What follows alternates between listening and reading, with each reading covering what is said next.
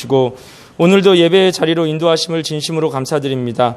말씀과 기도로 새로운 힘을 얻게 하시고 예배를 통한 영적 회복을 경험케 하여 주시옵소서. 저희들이 믿고 의지할 것은 오로지 하나님 말씀 밖에 없음을 이 시간에 고백합니다. 오늘도 예배를 통하여 은혜 받는 귀한 시간 될 수 있도록 도와주시옵소서. 말씀을 전하실 목사님에게 갑절의 영감을 주셔서 이 시대에 꼭 하나님의 말씀을 선포하게 하옵시고 형제 자매들이 하나님에 대한 그리움으로 코로나 상황을 극복하게 하시고 교회 학교 각 부 예배가 회복되게 하여 주시옵소서. 장시간의 코로나와 폭우 앞으로 있을 폭염으로 인해 영과 육이 지쳐있음을 주님께서 아십니다. 주께서 긍휼을 베푸시어 우리의 연약함을 불쌍히 여기사 치유의 은혜가 있게 하여 주시옵소서. 오늘 예배 나온 지체들의 기도 가운데 함께하여 주시옵고 은혜의 시간이 되도록 도와주시옵소서. 예수님의 이름으로 기도드리옵나이다. 아멘.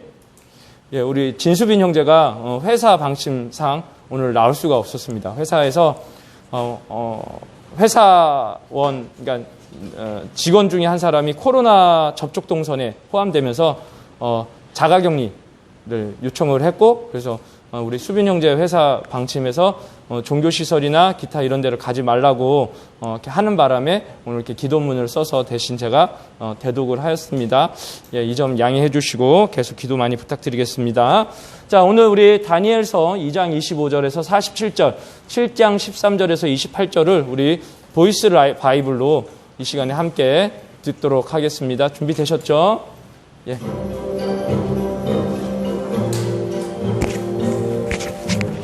이에 아리옥이 다니엘을 데리고 급히 왕 앞에 들어가서 아뢰되 내가 사로잡혀 유다 자손 중에서 한 사람을 찾아내었나이다. 그가 그 해석을 왕께 알려드리리이다. 왕이 대답하여 벨드사나리라 이름한 다니엘에게 이르되 내가 꾼 꿈과 그 해석을 내가 능히 내게 알게 하겠느냐. 다니엘이 왕 앞에 대답하여 이르되 왕이 부르신 바 은밀한 것은 지혜자나 술객이나 박수나 점쟁이가 능히 왕께 보일 수 없으되 오직 은밀한 것을 나타내실 이는 하늘에 계신 하나님이시라. 그가 느부갓네살 왕에게 후일에 될 일을 알게 하셨나이다. 왕의 꿈 곧 왕이 침상에서 머릿속으로 받은 환상은 이러하나이다. 왕이여, 왕이 침상에서 장래의 일을 생각하실 때 은밀한 것을 나타내시는 이가 장래의 일을 왕에게 알게 하셨사오며 내게 이 은밀한 것을 나타내심은 내 지혜가 모든 사람보다 낮기 때문이 아니라 오직 그 해석을 왕에게 알려서 왕이 마음으로 생각하던 것을 왕에게 알려주려 하심이니이다. 왕이여, 왕이 한 큰 신상을 보셨나이다. 그 신상이 왕의 앞에 섰는데 크고 광채가 매우 찬란하여 그 모양이 심히 두려우니 그 우상의 머리는 순금이요 가슴과 두 팔은 은이요 배와 넓적다리는 노시요 그 종아리는 쇠요 그 발은 얼마는 쇠요 얼마는 진흙이었나이다.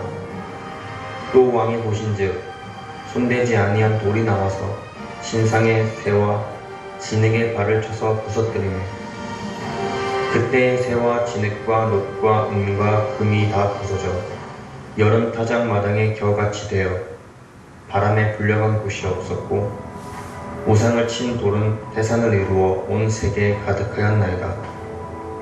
그 꿈이 이러한즉 내가 이제 그 해석을 왕 앞에 아뢰리이다. 왕이여, 왕은 여러 왕들 중에 왕이시라. 하늘의 하나님이 나라와 권세와 능력과 영광을 왕에게 주셨고 사람들과 들 짐승과 공중의 새들 어느 곳에 있는 것을 막론하고 그것들을 왕의 손에 넘기사 다 다스리게 하셨으니 왕은 곧 그 금머리니이다. 왕을 뒤이어 왕보다 못한 다른 나라가 일어날 것이요 셋째로 또 녹 같은 나라가 일어나서 온 세계를 다스릴 것이며 넷째 나라는 강하기가 새 같으리니 쇠는 모든 물건을 부서뜨리고 이기는 것이라. 쇠가 모든 것을 부수는 것 같이 그 나라가 문나라를 부서뜨리고 찢을 것이니 왕께서 그 발과 발가락이 얼마는 토기장이의 진흙이요 얼마는 쇠인 것을 보셨은즉 그 나라가 나누일 것이며 왕께서 쇠와 진흙이 섞인 것을 보셨은즉 그 나라가 쇠같이 든든함이 있을 것이며 그 발가락이 얼마는 쇠요 얼마는 진흙인지 그 나라가 얼마는 든든하고 얼마는 부서질 만한 것이며 왕께서 새와 진흙이 섞인 것을 보셨은즉 그들이 다른 민족과 서로 섞일 것이나 그들이 피차에 합하지 아니하며 새와 진흙이 합하지 않음과 같으리이다. 이 여러 왕들 시대에 하늘의 하나님이 한 나라를 세우시리니 이것은 영원히 망하지도 아니할 것이요 그 국권이 다른 백성에게도 돌아가지 아니할 것이요 도리어 이 모든 나라를 쳐서 멸망시키고 영원히 설 것이라. 존대지 아니한도리 산에 나와서 새와 녹과 진흙과 은과 금을 부서뜨린 것을 왕께서 보신 것은 그신 하나님이 장래일을 왕께 알게 하신 것이다. 이 꿈은 참되고 이 해석은 확실하니이다. 이에 느부갓네살 왕이 엎드려 다니엘에게 절하고 명하여 예물과 향품을 그에게 주게 하니라. 왕이 대답하여 다니엘에게 이르되 너희 하나님은 참으로 모든 신들의 신이시오 모든 왕의 주제시오다. 네가 능히 이 은밀한 것을 나타내었으니 내 하나님은 또 은밀한 것을 나타내지는 이시로다.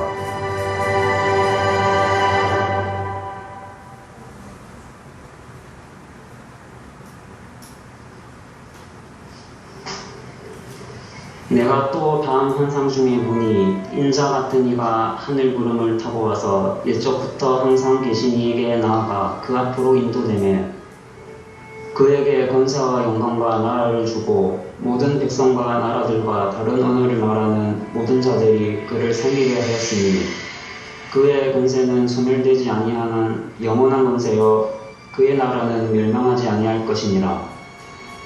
나 다니엘이 중심에 근심하며 내 머릿속의 환상이 나를 고민하게 한지라. 내가 그 곁에 모셔선 자들 중 하나에게 나아가서 이 모든 일의 진상을 물으매 그가 내게 말하여 그 일의 해석을 알려주며 이르되 그 내 큰 짐승은 세상에 일어날 내 왕이라. 지극히 높으신 이의 성도들이 나라를 얻으리니 그 누림이 영원하고 영원하고 영원하리라. 이에 내가 넷째 짐승에 관하여 확실히 알고자 하였으니 곧 그것은 모든 짐승과 달라서 심히 무섭더라. 그 의는 쇠요 그 발톱은 못이니 못고 부서뜨리고 나머지는 별로 밝았으며 또 그것의 머리에는 10뿔이 있고 그 외에 또 다른 뿔이 나오매 새 뿔이 그 앞에서 빠졌으며 그 뿔에는 눈도 있고 큰 말을 하는 입도 있고 그 모양이 그의 동물보다 커 보이더라.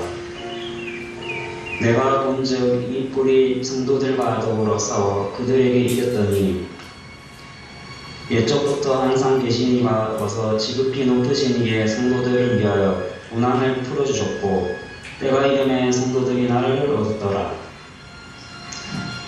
모신 자가 이처럼 이르되 넷째 짐승은 곧 땅의 넷째 나라인데 이는 다른 나라들과는 달라서 온 천하를 삼키고 밟아 부서뜨릴 것이니 그 10뿔은 그 나라에서 일어날 10왕이요 그 후에 또 하나가 일어나리니 그는 먼저 있던 자들과 다르고 또 새 왕을 복종시킬 것이며 그가 장차 지극히 높으신 이를 말로 대적하며 또 지극히 높으신 이의 성도를 괴롭게 할 것이며 그가 또 때와 법을 고치고자 할 것이며 성도들은 그의 손에 붙임 바 되어 한 때와 두 때와 반 때를 지내리라. 그러나 심판이 시작되면 그는 권세를 빼앗기고 완전히 멸망할 것이로 나라와 권세와 온 천하 나라들의 위세가 지극히 높으신 이의 거룩한 백성에게 붙임 바 되니 그의 나라는 영원한 나라이라. 모든 권세 있는 자들이 다 그를 섬기며 복종하리라. 그 말이 이에 그친지라. 나 다니엘은 중심에 국민하였으며 내 얼굴빛이 변하였으나 내가 이 일을 마음에 간직하였느니라. 아멘.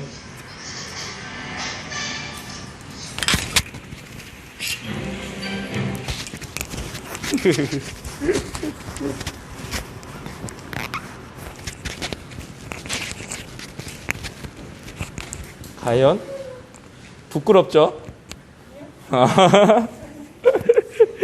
예.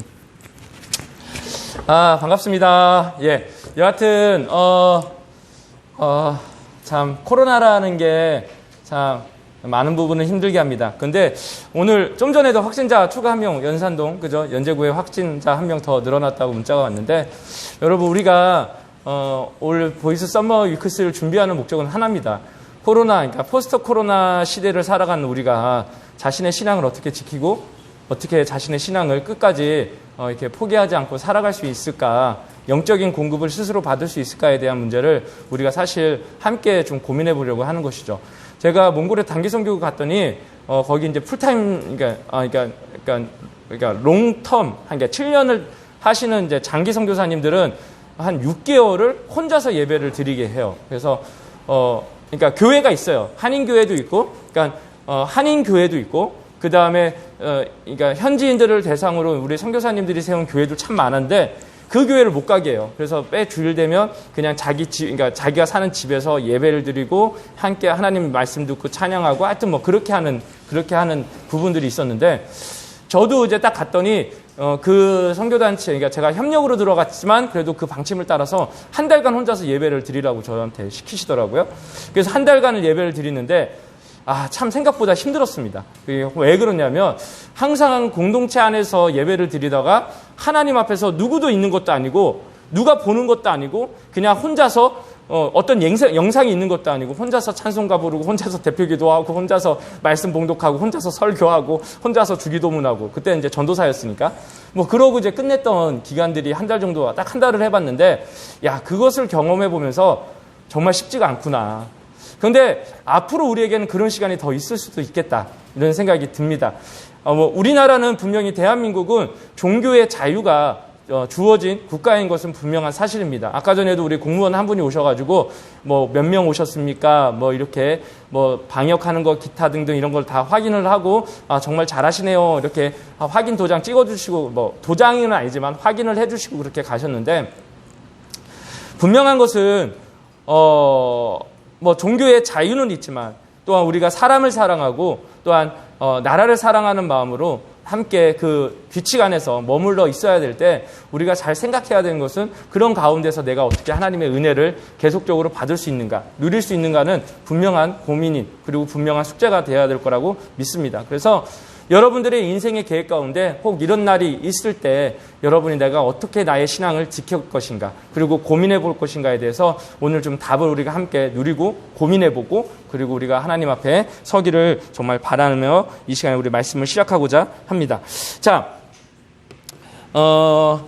오늘 이제 다니엘서 2장과 7장이고요. 여러분들이 이번 한 주간 동안 필사를 해야 될 본문도 2장과 7장이 될 겁니다. 2장과 7장은 우리가 실질적으로 다니엘서에서 가장 핵심되는 장이다라고 말씀드릴 수 있습니다. 우리는 자꾸만 다니엘서를 하면 1장, 3장, 6장에 대해서 자꾸만 포인트를 둬요. 왜냐하면 사건 자체가 재밌잖아요. 그리고 패배가 아니라 승리를 하잖아요. 우리가 2장에서도 마찬가지지만 승리를 하지만 2장과 7장에서는 분명한 다른 것은 무엇이냐면, 하나님이 왜 다니엘에게 이와 같은 지혜를 주셨는가, 그리고 이 지혜를 통해서 하나님의 나라를 어떻게 드러내는가에 대한 분명한 하나님의 숨겨진 의도가 있습니다. 그리고 우리가 오늘 살펴본 이 2장에서의 환상, 그리고 그 2장의 그 동상의 그 형상의, 그러니까 그 금신상, 은신상 종합으로 만든 그 신상을 재해석하고 설명해주는 7장의 환상, 그리고 앞으로 9장, 10장, 11장, 12장 계속 연결되어지는 그런 모든 것들이 결론은 하나의 초점을 향해서 달려가고 있다는 거예요. 그리고 그 무려 1000년의 세월, 그 환상의 내용이 약 1000년의 세월이거든요.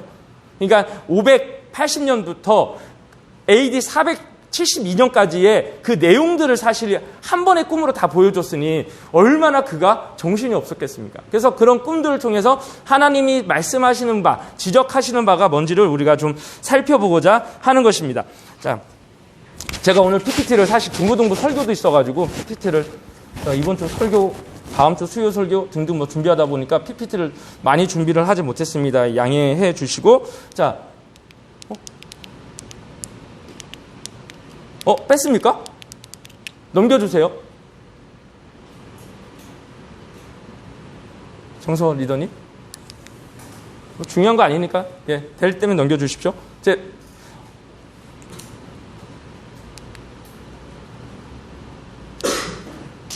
두 개, 달랑 두 개. F5.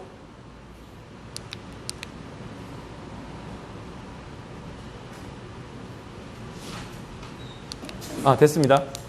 자, 우리가 꿈이라고 했을 때 일반적으로 참 좋은 느낌을 갖습니다. 왜냐하면 꿈에는 희망이 담겨져 있는 것 같고 소망이 담겨져 있고 뭔가 우리의 미래를 보여줄 것 같은 비전과 관련되어 있기 때문에 꿈이라는 것은 상당히 분명히 뭐예요? 참 우리에게 희망적이에요. 그런데 모든 꿈이 사실 우리에게 기분 좋은 것은 사실 아닙니다.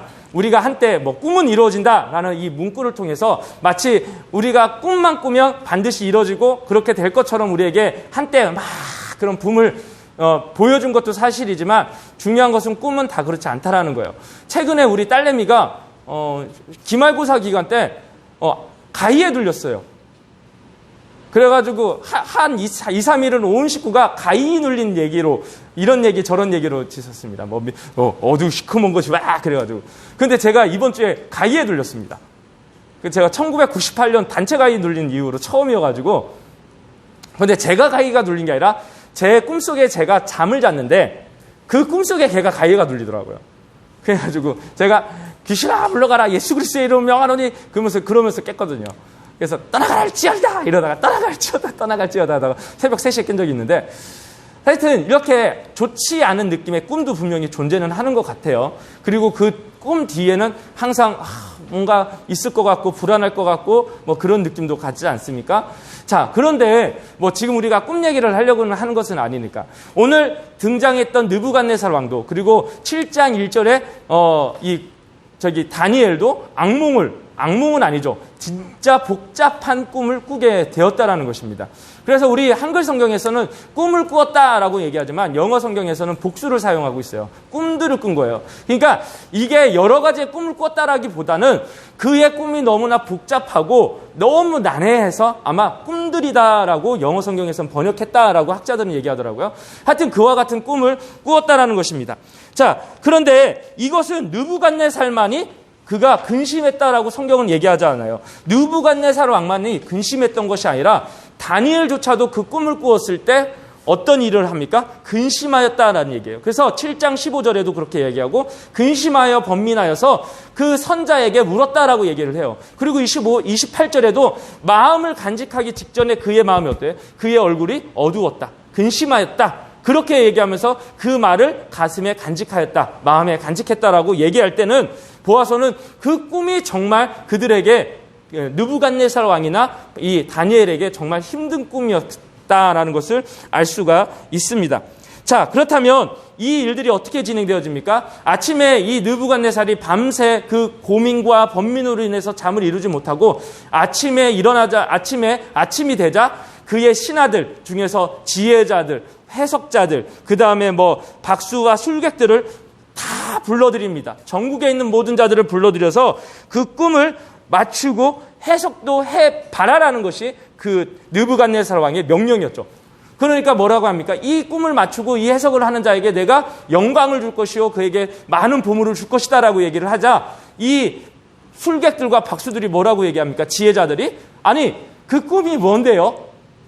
꿈을 말하지도 않는데 그 꿈을 물어보는 거예요. 그러니까 꿈을 맞추지를 못하겠는 거예요. 꿈을 맞추라고 하니까 내가 무슨 꿈을 꿨는지 나도 모르겠어. 너무 복잡하니까. 그러니까 그 꿈이 뭔지 먼저 나에게 얘기해보고 그 꿈이 해석이 하는 바가 무엇인지를 얘기해봐라 라고 느부갓네살 왕이 다시 얘기하면서 너희들이 이것을 맞추지 못하면 너희를 찢어 죽일 것이요 너희의 집을 거름더미로 만들 것이다 라고 하면서 선전포고를 해버렸습니다. 그만큼 느부갓네살에게는 사실 그만한 권한도 있고 권력도 있었죠. 그리고 얼마든지 할 수 있었습니다. 그런데 이때 우리가 잘 아는 것처럼 환관장이 아마 1장이 지나고 2장쯤에 됐을 때 아마 3년이 지나서 말단 직원, 그러니까 그 일들을 하는 자리에 어느 정도의 지위에 막 들어갔었던 다니엘과 그의 세 친구에게 이 상황을 알리게 되어지고 그것들이 하나씩 풀어가는 과정을 우리는 성경은 다루고 있는 것입니다. 자, 그런데 중요한 것은 무엇이냐면 이 다니엘서에서 궁극적인 승자가 누구인가를 우리는 먼저 살펴볼 필요가 있어요. 우리가 볼 때는 승자는 누구입니까? 다니엘이라고 생각을 하죠. 왜 그러냐면 2장 46절에 보니까 그 꿈과 그 꿈이 무엇인지를 맞추고 그 다음에 다니엘이 그 꿈에 대한 해석까지 정리를 해드리고 내가 확신합니다라고 했을 때 느부갓네살 왕이 엎드려 절했다라고 얘기를 하고 있어요. 여러분, 이 막강하고 강대한 나라를 이끄는 절대 권력, 신과 같은 존재가 다니엘이라는 어떻게 보면 정말 보잘것없는 한 사람에게 엎드려 절을 했다라는 것은 정말 엄청난 일이었었어요. 그래서 성경은 마치 다니엘이 그 이야기에 승자인 것처럼 기록을 하고 그의 친구들이 승리한 것처럼 이야기하고 있지만 실질적으로 성경은 무엇이요? 다니엘이 승리한 것은 다니엘이 승리한 것처럼 보이지만 다니엘의 그 모습을 통해서 누가 승리자라는 것이 선포되어지는 것입니까? 하나님이 승리자이다. 최종 모든 것의 승리자는 하나님이시다라는 것을 말씀하고 있다라는 것입니다. 하나님께서 오늘 본문의 사건을 이루신 이유가 마치 1장 끝에 그에게 세상의 학문을 다 깨닫게 하시고 10배, 10배의 지혜를 더했다. 그래서 마치 이 지혜가 얼마나 뛰어나냐는 것처럼 2장의 사건을 풀어갈 수도 있을지도 모르겠습니다. 저도 그런 설교를 들어본 적이 있는 것 같아요. 말씀을 준비하다 보니까 중고등학교 때 누군지는 모르겠지만 오늘의 본문을 설교를 하시면서 다니엘의 10배의 지혜가 2장의 이와 같은 사건으로 증명되었다라고 얘기를 하는 설교자의 설교를 언젠가 어느 전도사님의 설교를 들은 기억이 딱 번뜩 떠오르더라고요. 근데 그 해석이 뭐 옳다 틀리다라는 얘기를 떠나서 2장에서의 이 다니엘의 모습은 왜 그가 승자가 아니라 하나님이 진정한 승자인지를 우리는 분명히 보여주고 있는 것입니다. 다니엘에게 지혜를 주었다라는 성경적인 가르침이 중요한 것이 아니라 다니엘에게 지혜를 주신 이가 누구이고 이 지혜를 주심을 통해서 깨닫게 하시는 이가 바로 하나님이신 것을 분명히 얘기하고 있어요. 만약 2장의 사건의 전부라고 한다면 굳이 7장에서 지금 이 꿈은 하나님의 해석은 하나님이 다니엘에게 깨닫게 하신 거잖아요. 근데 7장에 그와 관련된 그 형상에 대한 꿈의 해석 부분을 7장에서 다시 언급을 해요. 이 얘기는 즉슨 그가 해석한 것이 아니라 누가 해석할 수 있도록 해주신 것이라는 거예요. 하나님이 그 꿈을 해석할 수 있도록 가르쳐 주셨다는 거예요. 그리고 7장 14절에 보면 다니엘은 그 꿈을 알 수가 없었어요. 그래서 그 선자 앞에 뭐라고 해요? 그 뜻이 도대체 무엇입니까? 지금 내가 본 것이 무슨 뜻입니까? 라고 대물어요. 대물었다라는 얘기는 자신의 지혜로도 그것을 알 수 없었다라는 거예요. 이 사실로 볼 때는 이 다니엘이 가진 지혜는 하나님이 다니엘에게 주신 것이지 다니엘이 학문을 통달하여 깨닫고 학문이 지혜가 있어서 그것을 했다라고 해석하는 것은 분명히 잘못된 해석일 수밖에 없는 것입니다. 자, 그렇다면 여기서 하나님께서는 왜 그 다니엘과 그 친구들에게 이 지혜를 주셨는가를 우리는 분명히 해야 될 필요가 있습니다. 당연히 그 시대의 어둠 속에 살아가는 유대인들, 그리고 이 자리에 있는 우리 보이스 청년들, 이 시대를 살아가는 수많은 예수 그리스도를 믿는 성도들에게 1차적인 목적은 무엇일까요? 위로와 용기를 주기 위함인 것은 분명합니다. 지난주 설교를 정리를 하면서 뭐라고 제가 말씀드렸죠? 1장 2절, 1장 3절 말씀에 1장 2절 말씀에 느부갓네살 왕은 그 금과 성전의 기물과 포로를 다 잡아먹은 자신의 노력과 권력과 힘을 이용하여서 그 일을 한 것처럼 보이지만 성경은 그렇게 얘기하지 않는다는 거예요. 주께서 느부갓네살에게 그것을 주셨다라는 거예요. 그 주신 하나님께서 무엇도 하신다라는 거예요. 취하신다라는 것도 사실이라는 거예요. 지금 포로로 잡혀간 것은 결론은 누구에 의한 거예요? 느부갓네살의 강대함이 아니라 하나님의 계획 가운데 있다라는 거예요. 그 계획 가운데 있다면 하나님은 반드시 무엇도 하는 거예요. 그것들을 취하실 수도 있다라고 성경은 말씀하고 있는 것입니다. 그래서 많은 성도들은 이 말씀이 위로가 되어서 용기가 되어서 실제 지난주에 말씀드렸던 것처럼 말미에 얘기 드렸던 것처럼 순교자의 길로 나아갔었어요. 내가 다니엘처럼 사자굴로 들어가겠습니다. 내가 풀무불로 들어가겠습니다라고 종교개혁 시대의 수많은 성도들이, 그리고 우리가 잘 아는 이제 마카비서 외경에 보면 실질적으로 그런 헬라나 로마에 의해서 쳐들어왔을 때 많은 유대인들이 이 다니엘서의 말씀을 묵상하고 기억하면서 순교자의 피를 흘리기도 했었습니다. 하지만 하나님은 중요한 것은 그리해서 많은 성도들이 순교의 길로 나아갔지만 하나님께서 분명히 이 자리에 계신 우리 성도님들, 우리 청년들, 그리고 저의 모든 형편을 잘 알고 계십니다. 그래서 누구보다도 여러분에게 많은 관심을 두고 여러분의 일거수일투족에 대해서 끊임없이 관심을 가신다. 이것이 1차적인 이 다니엘서가 쓰여진 이유일 거예요. 그런데 진짜 이유는 무엇이냐? 진짜 본질적, 더욱 중요한 2차적, 더욱 중요한 이유는 무엇이냐면 하나님은 이 기묘한 일들 그리고 이런 꿈과 환상을 그들에게 보여주심을 통해서 궁극적으로 모든 만물, 세상과 역사와 모든 만사를 주관하시고 이끌어 가시는 분이 누구다라는 거예요? 하나님이라는 거예요. 느부갓네살, 당신은 정말 잘 뛰어나서 이 모든 것을 한 것처럼 당신은 말하고 있지만 이것을 하시는 이는 누구다? 하나님이다라는 거예요. 그런데 참 우리들은 어떻습니까? 어리석은 것 같아요. 우리는 예수님을 구원자라고 우리는 고백을 합니다. 예수님을 구원자라고는 고백을 해요. 구원자는 무엇이에요? 우리를 지옥에서 천국으로 이끌어갈 자로 우리는 예수 그리스도를 믿고 따라갑니다. 그렇지만 성경은 예수님을 구주로서도 표현을 하지만 동일하게 주님으로서 표기를 합니다. 예수님은 오늘 중고등부 설교를 갔는데 웨스터민스터 소요리 문답 43문 10계명의 서문은 우리에게 무엇을 가르쳐주고 있습니까? 라는 질문 앞에서 이렇게 대답을 해요. 하나님은 우리를 애굽에서 이끌어내시고 그러니까 지옥에서 영생으로 이끌어가신 구원자, 구속자가 되십니다. 또한 우리의 주님이 되십니다. 왜 구속자, 구원자와 주님을 따로 얘기할까요? 다른 분이라는 뜻은 아니지만 구속자라는 것은 우리를 구원의 길로 나가셨지만 주님은 또 다른 역할이 있다는 거예요. 제가 지난주에 혼자서 저녁을 먹는다고 여기 앞에 있는 돈가스 집에 갔어요. 혼자서 먹는데 대각선 뒷자리에 쿠팡맨 두 분이 앉아 계시더라고요. 근데 아마 한 분이 새로 이제 일을 시작을 하신 것 같아요. 그러면서 무슨 얘기를 하냐면 휴가 기간인데 휴가를 이 대체 복무, 그러니까 대체를 어떻게 해야 되느냐 그러면서 사수 되시는 분이 그거를 막 설명을 해주는 거예요. 먼저 관련된 사람하고 서로 일정을 바꾸고 그것을 어떻게 하냐면 위에다가 보고를 하면 그 센터장 같은 사람이 그 조장 같은 사람이 그것을 확인해주고 그 결과를 또 위로 올린대요. 그래서 결론은 그 시스템에서 내가 그날이 휴가를 받을 수 있는 변경한 날로 될 수 있다. 그런 얘기를 두 분이서 막 하는 걸 들었어요. 야, 휴가도 자기 마음대로 못 하는구나.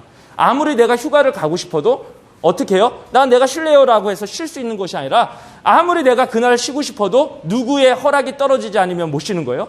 위에 사장의 허락이 떨어지지 않으면 쉴 수 없는 게 사실 회사, 조직사회에 포함된 사람의 삶이라는 거예요. 그것처럼 우리 주님은 어떤 분이라는 거예요? 우리 주님은 우리의 삶의 일거수일투족을 책임지시고 이끌어 가셔야 되는 그런 분이신데도 불구하고도 주관자이시고 우리의 삶의 주인이고 통치자임에도 불구하고도 우리는 그 예수님을 구원자, 구속자로는 인정하지만 내 삶의 주인으로는 인정하지 않고 살아간다는 사실이에요. 어떠세요? 여러분은 하루의 삶에 하나님 앞에 허락을 받아가며 살아가고 계십니까? 아니면 그저 쳇바퀴 돌아가는 나의 삶 속에서 하나님의 허락은 아랑곳하지 아니하고 그냥 내가 살아가고 싶은 대로 내 멋대로, 좀 이런 표현을 쓰는 것은 좋지는 않겠지만 진짜 자신의 마음대로 막 살아가고 계신 것입니까? 우리는 이 시간에 중요한 것은 우리의 통치자가 누구시고 우리의 삶의 주관자가 누구신 것을 분명히 하셔야 될 필요가 있는 거예요. 돈에 의해서 나의 신앙이 좌지우지, 나의 삶이 좌지우지 되어서도 안 될 것입니다. 여자친구, 남자친구의 문제가 나의 신앙을 좌지우지해서도 안 될 것입니다. 우리의 삶에 나를 이끌어 가시는 분은 누구에 있다? 하나님께 있어야 됨을 성경은 얘기하고 있습니다. 자, 그렇다면 이 꿈에 대해서 어떤 꿈이냐, 어떤 환상이냐 길게 설명드릴 수는 없을 것 같아요. 왜냐하면 아람어와 히브리어가 번갈아가면서 사용되기도 하고 그 당시에 사용되었던 단어나 언어들이 실질적으로 아람과 히브리어 자체가 다른 부분도 없지 않아 있다고 합니다. 그리고 이것은 우리가 잘 아는 것처럼 요한계시록 13장에 등장되어지는 사건과도 연결이 돼요. 너무 복잡해서 해석도 다양하고 그래서 이 부분에 대해서 이렇다 저렇다라는 것을 일일이 설명할 시간은 다 없을 것 같습니다. 더 가장 중요한 것은 아까 말씀드린 것처럼 하나님이 왜 이 꿈을 다니엘이나 느부갓네살에게 허락을 하였는가? 우리는 그 이유를 먼저 살펴보고 나중에 우리가 여건이 되고 좀 그런 상황이 되어지면 이 꿈들을 의미하는 학자들의 이야기들을 한번 살펴볼 필요가 있겠다 생각이 되어집니다.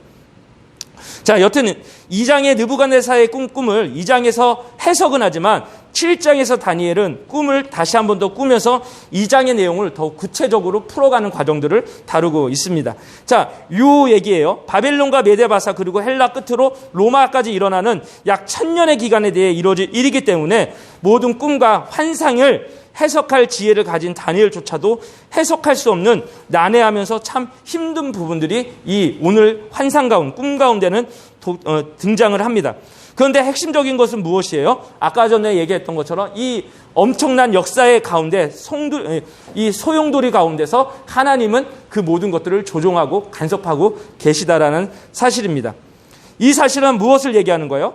하나님께서는 너희 머리카락조차 다 세고 계신다. 두려워하지 마라. 너희는 많은 참새보다 귀하다라는 누가복음 12장 7절의 말씀을 분명히 알 수 있도록 하는 깨달음을 주는 말씀이라는 것이죠. 자, 그 모습을 잠시만 살펴보면 이와 같습니다. 금과 은, 동, 헬라. 그래서 금에 해당되어지는 것은 바벨론 제국. 그 다음에 이 은에 해당되는 것은 페르시아, 메데바사 지역이고요. 그 다음에 동은 헬라 제국이고, 그 다음에 로마 제국은 철에 해당되어집니다. 그리고 철과 진흙에 해당되어진 것은 열국시대에 해당되어진다라고 할 수 있습니다. 하지만 사람의 손이 닿지 않는 한 돌이 떨어져서 모든 것을 무너뜨리고 큰 산을 이룬다. 세계 가운데 큰 산을 이룰 것이다. 결론 무너지지 않는 하나님의 나라가 그 땅 가운데 임할 것이다. 라는 것을 우리에게 보여주고 있습니다. 그래서 그 관련된 자료들을 옆에 이렇게 붙여드렸는데요. 정말 난해하죠. 자, 난해한데 아까 전에 말씀드린 것처럼 다 살펴볼 수는 없으니까, 자, 이 환상들을 통해서 하나님이 주시고자 하는 것이 무엇인지, 그리고 우리가 실천해야 될 바가 무엇인지를 살펴보기를 원합니다. 자, 하나님은 중요한 것은 뭐예요? 이 시간에 계신 이 1000년의 역사에 대해서 누가 그것을 알 수 있었겠습니까? 아무리 지혜가 능통했던 다니엘조차도 알 수 없는 이 어려운 부분들을 하나님은 분명히 보여주시고 계신 것이죠. 아까 전에 말씀드린 것처럼 하나님은 우리가 지난 3주간 동안 살펴봤던 것처럼 우리가 왜 고난을 당할 수밖에 없었는가, 과거의 우리의 삶의 고난, 그리고 현재 당하고 있는 그 고난의 이유, 그리고 장차 우리가 미래 가운데 처해질 모든 고난, 그리고 모든 삶의 이유와 목적에 대해서 하나님은 뭐 하시고 계신 거예요? 간섭하시고 이끌어 가고 있다는 것입니다. 그런데 우리는 무엇이 하는 거예요? 가끔 아까 전에 얘기했던 것처럼 그 믿음이 없어서 그 미래에 대해서, 그 앞날에 대해서 우리는 마치 세상 사람들이 알지 못해서 무엇하는 것처럼요, 그냥 조급하게 그저 자신의 마음대로 이 땅을 살아가는 것처럼 그 문제를 하나님 앞에 해결하기보다는 세상의 방식으로 풀어가고자 하는 사람들이 참 우리 가운데 많다는 것을 발견하게 되어집니다. 그렇지만 오늘 다니엘의 모습은 그렇지 않았어요. 이런 환상을 보고 이러한 놀라운 것들을 봤을 때 그는 자꾸만 하나님 앞에 무엇하는 것을 발견할 수 있습니까? 그는 하나님 앞에 묻는, 하나님 앞에 나아가는 모습을 발견할 수 있습니다. 왜 그랬을까요? 그는요, 하나님을 의지했다라는 거예요. 우리가 앞으로 처해질 수많은 어려움과 환난을 우리가 극복해 나갈 수 있는 비결은, 성경은 다른 것을 제안하지 않습니다. 하나님을 의지해라. 하나님을 의지하는 것만이 너희가 살 길이다 라고 말씀하고 있는 것입니다. 하나님이 이 내소년에게 학문을 주시고 모든 서적을 깨닫게 해주시고 지혜를 주셨으니 다니엘은 또 모든 환상과 꿈을 깨달아 알았다라고 1장 17절은 말씀하고 있습니다. 그러니까 이 얘기는 뭐예요? 성경은 이가 지혜를 가졌던 것, 이 모든 사건은 어디로부터 시작을 했다? 하나님으로부터 이 지혜가 왔다. 하나님으로부터 이 일들이 일어났다라는 것을 계속적으로 얘기를 합니다.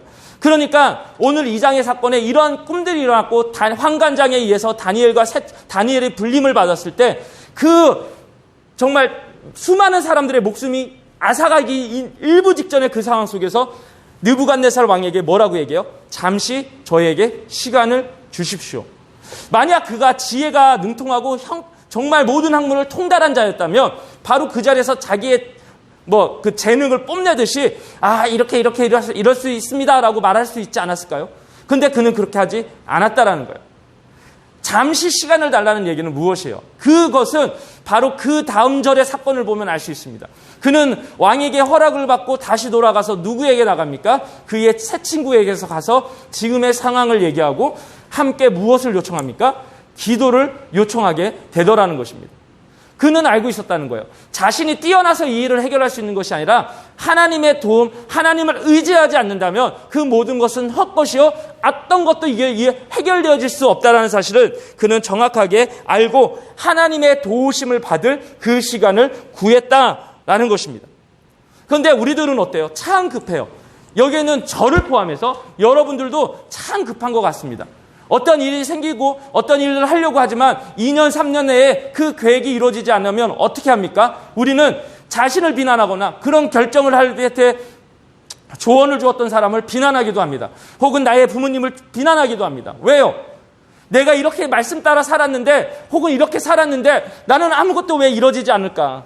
그러면서 우리는 너무나 성급한 결정과 그 결정에 따라서 후회를 하거나 누군가를 원망하는 일들을 쉽게 저지르고 있다는 것이죠. 혹시 이 자리에 운전을 하시는 분들이 계실 거라고 생각을 합니다. 주유소에 가면 이런 얘기들이 가끔 나와요. 어떤 얘기가 나오냐면 주유를 딱 합니다. 그런데 운전자가 다 원하는 만큼을 결제를 하고 찍 하면서 뭐 요즘에 셀프 주유소 같은 데 가면 기름값이 딱 해서 나옵니다.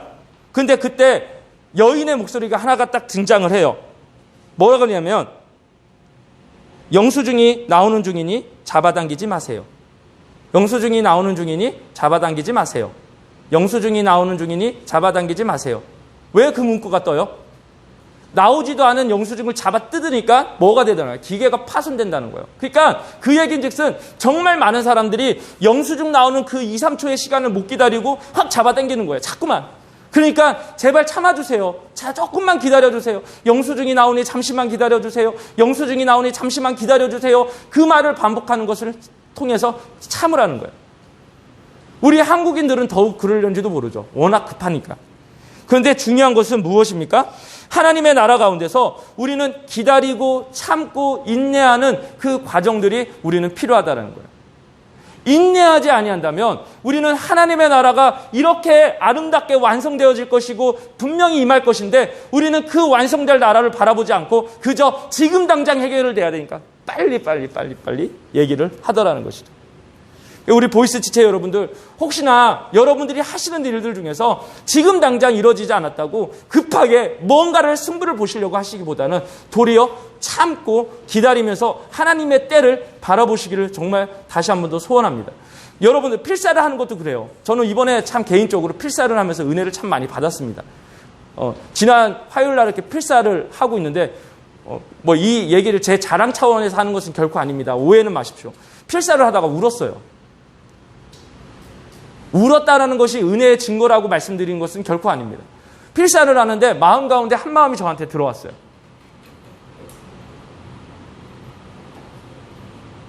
그런데 그 중에 하나 깨달은 것이 무엇이냐면 전에는 참 빨리 성경을 읽었던 것 같아요. 속독으로 1.4배, 1.7배로 다다다다다다다다다다다 읽어나갔는데 필사를 하니까 한 단어 보고 오타가 나면 안 되니까 한 번은 한 중간쯤에 오타가 났어요.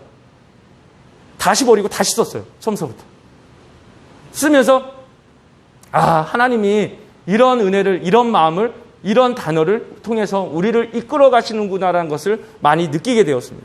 근데 그것은 급하게 내가 무언가를 했을 때 깨달은 것이 아니라 한 단어 한 단어 의미하면서 그 걸음을 한 걸음 한 걸음 뗄 때 하나님의 것들이 보이더라는 거예요.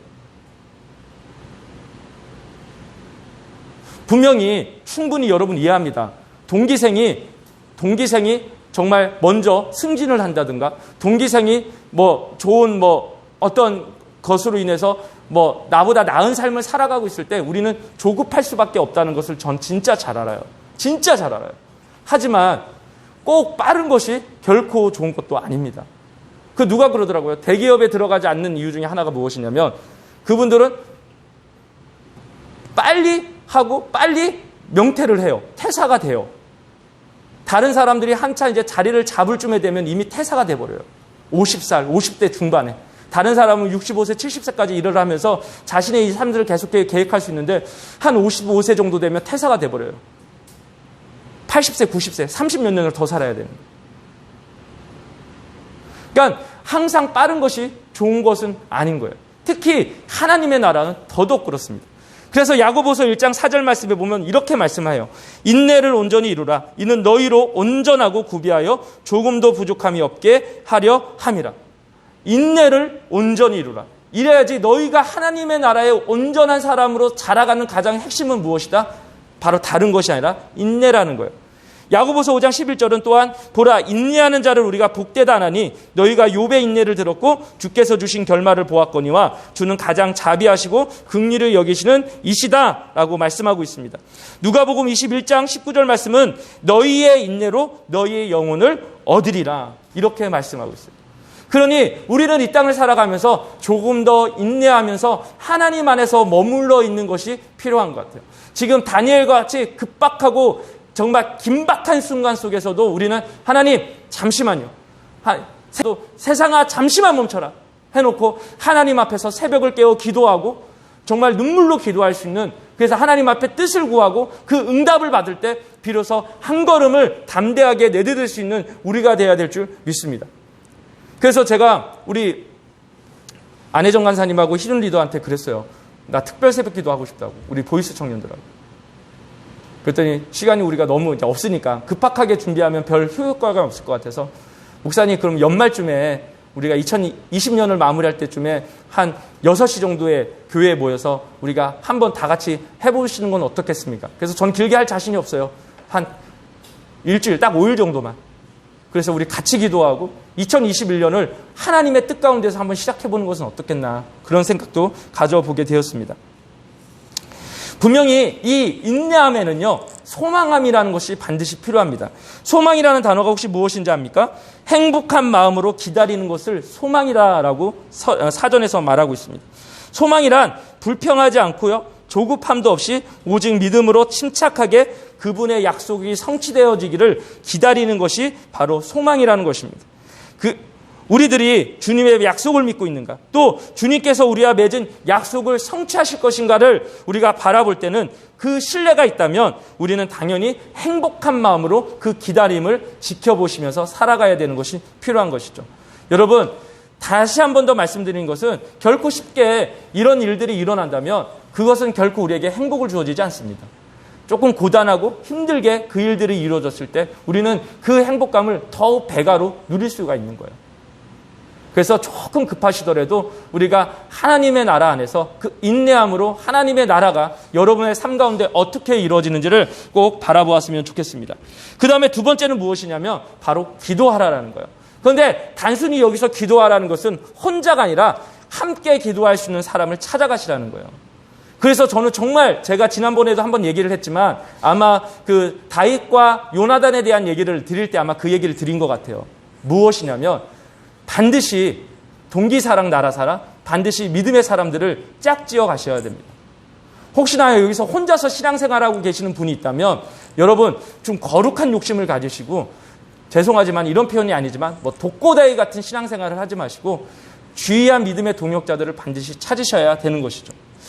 2장과 7장의 문제가 해결되어지는 과정 한 가지 중에 하나는 분명히 뭐냐면 다니엘은 하나님과 혼자서 분명히 해결할 수 있는 사람이었습니다. 그죠?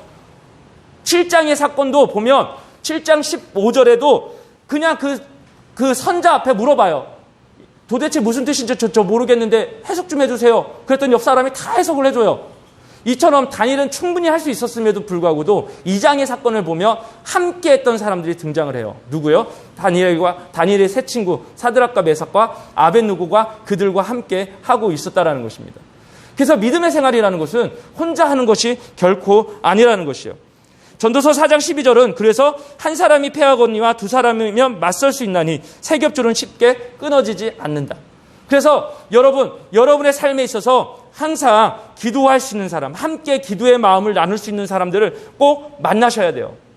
저도 개인적으로 제 중보 기도해 주시는 우리 집사님들이 계십니다. 뭐 우리 교회는 아직은 없지만 전에 사역하던 집사님들 중에서 정말 제 마음을 잘 이해하시는 집사님들하고 계속 연결을 하고 있어요. 그래서 항상 어려움이 있으면 기도 요청을 합니다. 이 보이스 썸머 위크스 앞두고도 그분들한테 부탁을 드렸어요. 우리 청년들이 이런 어려울 때 이런 형체의 수련회를 진행을 합니다. 기도 많이 해주세요. 그래서 기도하고 계십니다. 그런데 그게 힘이 된다라는 거예요. 앞으로 여러분이 닥칠 수많은 어려움이 있을 때 이 믿음의 사람들을 함께 있을 때 여러분 큰 힘이 된다는 사실을 기억하셔야 됩니다. 우리가 잘 아는 것처럼 에스더 여왕이 그렇게 얘기하죠. 자기는 침상에서 왕실에서 행복하게 있을 때 어떤 나쁜 사람의 괴계, 계략으로 인해서 유대인들이 다 학살당하게 되어지죠. 그 사실을 모르드게, 그의 외삼촌이었던 모르드게가 알리게 되어지고 그때 모르드게가 그럽니다. 너 혼자만 왕실에서 행복하게 있으면 달 거라고 생각하느냐? 그때 에스더가 그 얘기를 나중에 다 듣고 뭐라고 모르드게에게 서신을 보냅니까? 모르드게요, 제가 그날 왕 앞에 나갈 겁니다. 그리고 그때까지 금식하면서 기도할 것입니다. 그러니까 유대인들에게 알려서 이 사실, 내가 기도하고 왕 앞에 나갈 거니까 이 사실을 다 알려서 함께 기도해 주세요. 사실 믿는 사람들의 삶의 핵심은 거기 있다라고 생각을 합니다. 아무리 신앙생활을 잘해도요, 결코 혼자 할 수 없어요. 제가 저희 교회 처음 부임했을 때 드렸던 얘기도 교육자 한 명이 탁월해서 그 교회를 몇천 명, 몇만 명, 어떤 외적 부흥이나 내적 부흥을 만들 수 있는 것이 결코 아닙니다. 각자 주어져 있는 간사면 간사, 리더면 리더, 그리고 우리 형님이면 형님, 그리고 막내면 막내, 각자 주어진 그 자리에서 우리들을 할 수 있는 것들을 찾아서 하나님 앞에 헌신하고 기도하는 것을 통해서 그 공동체는 세워지는 것이라고 저는 100% 확신을 합니다. 예수님도 혼자서 뭐든지 다 할 수 있었을 것 같으면 혼자 다 하셨죠. 근데 왜 굳이 12명의 말도 안 듣는 제자들을 세웠겠습니까? 그리고 그 제자들을 향해서 왜 계속적으로, 그리고 마지막 죽음을 승천하시기 직전에 그 제자들을 향하여서 그들에게 마지막 사명을 남겨주셨겠습니까? 혼자 하지 않겠다라는 거예요. 혼자 할 수 있지만 혼자 하지 않으시겠다라는 거예요. 혼자 하지 않고 함께 그 일을 이루어가겠다는 거예요. 저는 이것이 이 인내 가운데서 누릴 하나님의 위로가 아니겠는가 생각을 가져봅니다. 여러분, 한번 옆에 있는 지체를 한번 바라봐 주십시오. 꼴쳐보지는 마시고. 그리고 이 자기 기수에 혼자서 지금 신앙생활하고 계신 분이 있다면 정말 기도하셨으면 좋겠어요. 하나님, 제게 정말 나와 같이 신앙의 길을 걸어갈 수 있는 아름다운 사람을 만날 수 있도록 도와주십시오. 이거 배우자 기도하라는 뜻 아니에요. 오해하지 마십시오.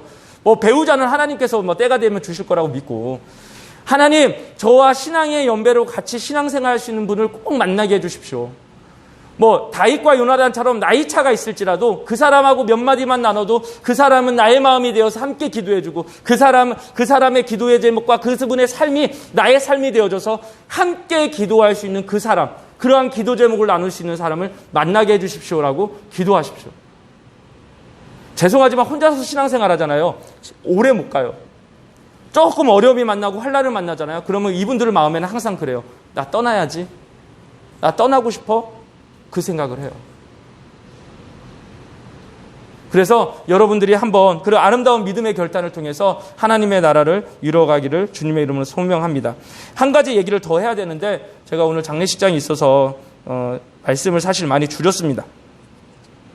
여러분, 어려운 시대를 살아가고 있습니다. 그리고 하나님은 분명히 이 어려운 시대를 다 종지부를 찍으시고 하나님의 나라, 무너지지 않는 다음 주에 나눌 말씀이지만 무너지지 않을 하나님의 나라 가운데 우리를 이끌어 가실 것입니다. 우리는 그 나라까지 가는 과정 속에서 하나님은 우리에게 야, 너 혼자 잘 먹고 잘 살아봐라. 한번 잘 되나. 하나님은 그렇게 말씀하지 않으세요. 항상 믿음의 사람들과 그 일을 해가기를 원합니다. 그리고 그 가운데서 우리가 인내를 누리기를 원하고 그 가운데 친구들과 하나님의 주시는 그 위로를 함께 누리기를 원하시고 계심을 오늘 성경은 말씀하고 있는 것입니다. 여러분 꼭 그 은혜 가운데 그 위로 가운데 나갈 수 있는 우리 모든 보이스 지체들이 되시기를 주님의 이름으로 축복합니다. 아멘. 이 시간 우리 함께 찬양 드리시면서 하나님 앞에 나가겠습니다. 오늘 이곳에 계신 성령님 함께 찬양하겠습니다.